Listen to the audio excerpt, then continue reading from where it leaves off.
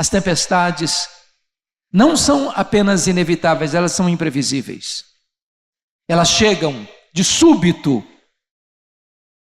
É curioso que este cenário aconteceu no chamado Mar da Galileia, ou Lago de Genezaré. Todos vocês sabem que esse mar não é um mar, é um lago de águas doces. O maior reservatório de águas doces do Oriente Médio. 21 quilômetros de comprimento por 14 de largura.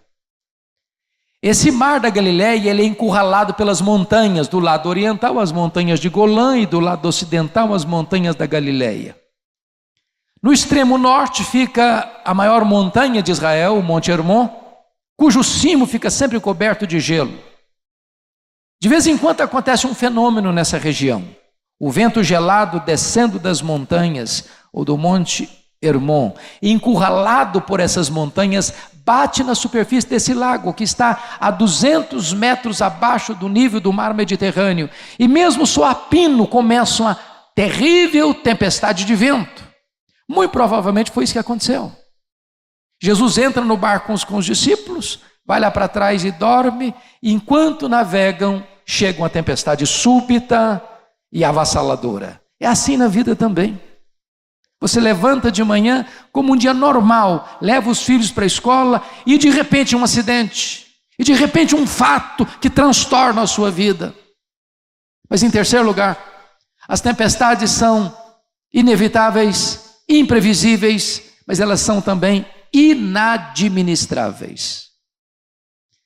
Aqueles discípulos, alguns deles eram pescadores, nasceram ao redor desse lago, cresceram ao redor desse lago, trabalhavam nesse lago, conheciam cada palmo desse lago, já tinham enfrentado outras tempestades, já tinham superado outras dificuldades, e agora certamente quando surgem essas tempestades, eles devem ter pensado, bom, vamos deixar o mestre descansar, isso é com a gente, nós temos perícia, nós temos conhecimento, nós temos destreza, nós sabemos fazer isso.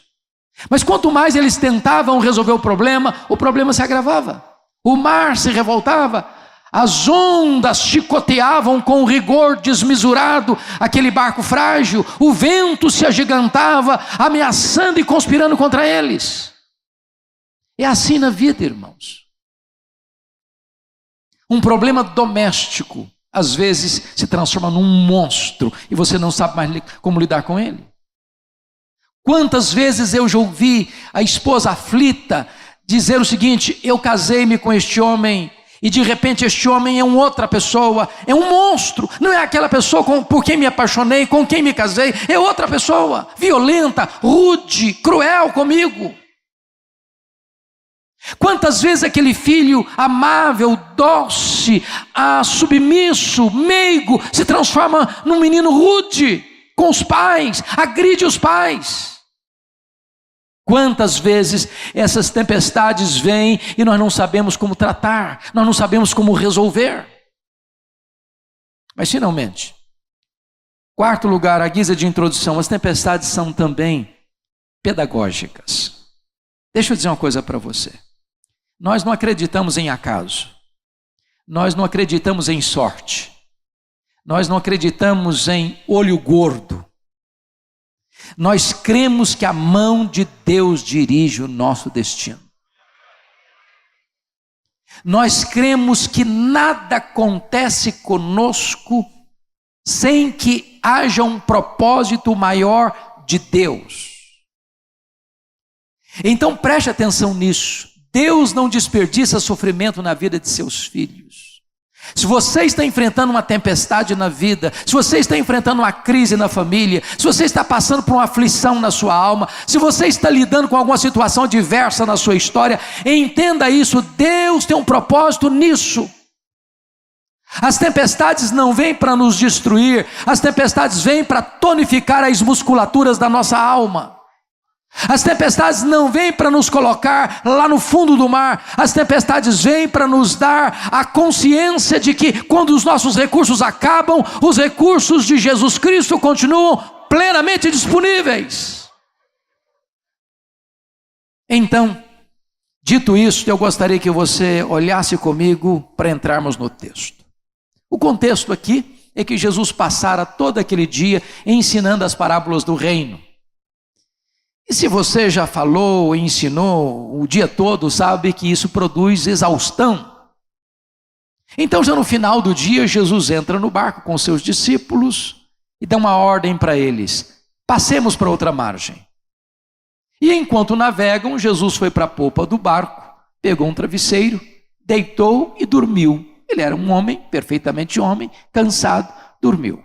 Enquanto ele dorme, chega subitamente a tempestade de vento. Nesse momento, os discípulos tentam resolver e não conseguem.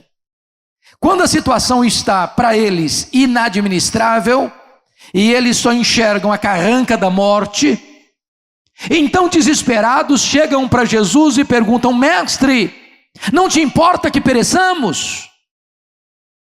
E Jesus se levanta, repreende o vento, repreende o mar, faz-se grande bonança, e agora é Jesus quem pergunta aos discípulos: por que sois assim tímidos? Como é que não tendes fé? E então eles, tomados de grande admiração e temor, perguntaram uns aos outros assim: mas quem é este que até o vento e o mar lhe obedecem? Notem vocês que essa passagem está cingida por 3 perguntas que regem todo o texto. E é sobre essas 3 perguntas que eu quero conversar com vocês nesta noite. A primeira pergunta é a pergunta dos discípulos a Jesus na hora do desespero, até com um tom de censura: mestre, não te importa que pereçamos? Essa é a sua pergunta, essa é a minha pergunta, essa é a nossa pergunta na hora da dor. Quando você está passando por uma crise, seja financeira, seja de saúde, seja emocional, seja no casamento, seja de relacionamentos interpessoais, seja na sua carreira profissional, seja em qualquer área da sua existência, e você luta com o problema, e o problema não cede, e você clama, e o problema está aí, e você se esforça, e o problema se agrava, e parece que você olha e não vê Deus agindo, e você não vê a intervenção, e você não vê a providência divina, e você fica aflito e desesperado, e chega para Deus com esta pergunta em tom de censura: mestre, não te importa que pereçamos? Não vais fazer nada? Não estás vendo a nossa dor? Não estás vendo a nossa aflição? Não estás vendo que a morte está mostrando para nós a sua carranca? Não vais agir? Vais continuar indiferente ou dormindo diante da nossa aflição? Agora, vamos entender uma coisa. Por que eles estão fazendo essa pergunta para Jesus com tom de censura? Eles tinham motivos para fazer isso? Olhemos para o texto. Primeiro, eu acho que na mente deles havia uma grande angústia, um grande dilema. Era conciliar a ordem de Jesus com o problema que estão enfrentando. Porque Jesus diz para eles assim: passemos para outra margem. Eles estão obedecendo a ordem de Jesus. E ao obedecerem a ordem de Jesus, estão enfrentando a tempestade. Via de regra, meus irmãos, nós esperamos o seguinte: se eu pego um caminho contrário à vontade de Deus, se eu me rebelo contra Deus, como Jonas pegou um navio para Tarsis em vez de ir para Nínive, é natural que você espere que Deus mande uma tempestade atrás dele, para botá-lo no caminho de volta da obediência. Mas você não espera naturalmente que ao obedecer a Jesus, ao fazer a vontade de Deus, a tempestade chegue atrás de você. É a sua pergunta: mas meu Deus, eu estou fazendo tudo certo. Eu estou andando contigo. Eu estou te honrando. Eu não transijo com valores absolutos. Eu sigo com fidelidade à risca aquilo que tu estabeleceste para mim. E eu estou enfrentando essa crise. Eu sou um servo. Eu sou um homem de Deus, eu sou uma mulher de Deus, estou doente, eu sou um servo de Deus, estou passando uma magrela na minha vida financeira, eu sou um servo de Deus e tem problema na minha casa, eu sou um servo de Deus e estou enfrentando tantas tempestades na vida, o Senhor não vai fazer nada.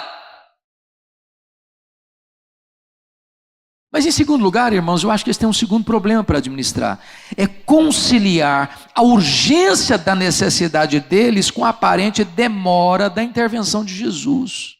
O que Jesus está fazendo no barco? Está dormindo. Quem está dormindo não está trabalhando. Quem está dormindo não está agindo.